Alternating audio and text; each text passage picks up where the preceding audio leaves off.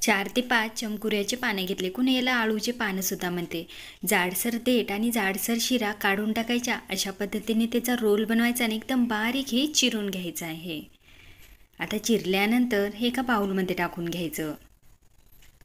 त्यानंतर यामध्ये 1 वाटी बेसन पीठ घालायचं. 2 चमचे तांदळाचं पीठ. जर तांदळाचं पीठ घरात नसेल तर त्या ठिकाणी रवा टाकला तरी चालेल. कोथिंबिरी, वाटलेला ठेचा, 2 चमचे तीळ, धना पावडर, जिरा पावडर, कुटलेली लाल मिरची, चवीनुसार मीठ, हळदी पावडर आणि आमचूर पावडर जरूर टाका, कारण चमकुऱ्याच्या पानाने जिभेवर खाज येते तर ती खाज येणार नाही. आता थोडं थोडं पाणी टाकून हे पीठ अशा पद्धतीने भिजवायचं आहे.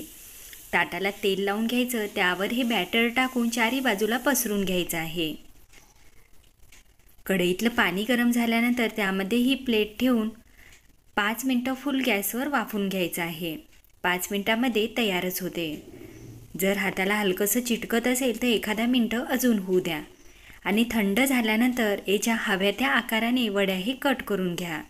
आता तुम्ही ही वडी अशीसुद्धा खाल्ली तरी खूप मस्त लागणार आहे आणि ही वडी रस्स्याच्या भाजीत सोडली तरी मस्त लागणार आहे. पण मी याला तळून घेणार आहे. तर उलट पुलट करून मीडियम गॅसवर दोन्ही बाजूने मस्त अशी खमंग खरपूस ही वडी तळून घ्यायची आहे. बनवायला तर खूप सोपी पद्धत आहे चमकुऱ्याची वडी बनवायची. तर अशाच पद्धतीने सगळ्या वड्याही तळून घ्यायच्या आहेत. खूपच खमंग कुरकुरीत अशी ही वडी बनून तयार झालेली आहे. तर आतमध्येही खूप मस्त अशी ही झालेली आहे.